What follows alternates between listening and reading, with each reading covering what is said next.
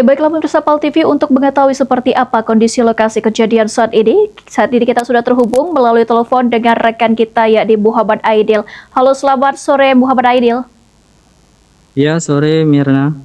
Ya baik, bisa disampaikan Aidil bagaimana kondisi kebakaran saat ini? Apakah api sudah mulai padam ini Aidil? Silakan.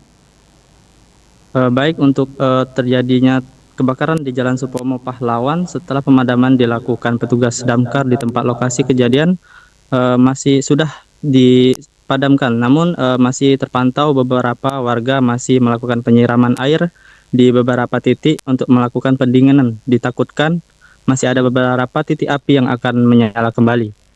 Demikian. Baik, untuk saat ini api sudah dipadamkan ya Aidil ya. Apakah sudah bisa Ya. diketahui nih Aidil penyebab dari kejadian tersebut Aidil? Baik, untuk penyebab sendiri masih belum diketahui. Dari pengakuan dari pemilik ban di sini masih diduga itu adalah korsleting listrik. Demikian. Baik, kalau untuk sejauh ini sudah dapat diketahui berapa nilai kerugian yang dialami atau benda-benda apa saja yang mengalami kerugian ini Aidil?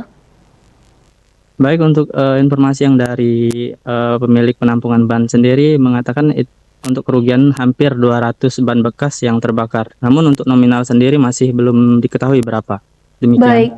baik sekitar 200 ban yang terbakar, lalu untuk nominal kerugian belum diketahui Aidil ya. Lalu apakah ada korban jiwa dari kejadian ini Aidil?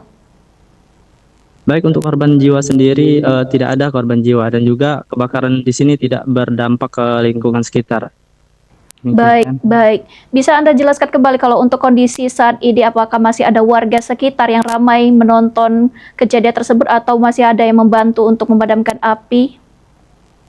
Ya, untuk saat ini sudah pemadaman api sudah selesai dilakukan, namun di baris batas kuning sendiri masih ada beberapa warga yang masih mengelilingi tempat kejadian. Baik, terima kasih Aidil atas laporan Anda. Selamat beraktivitas kembali.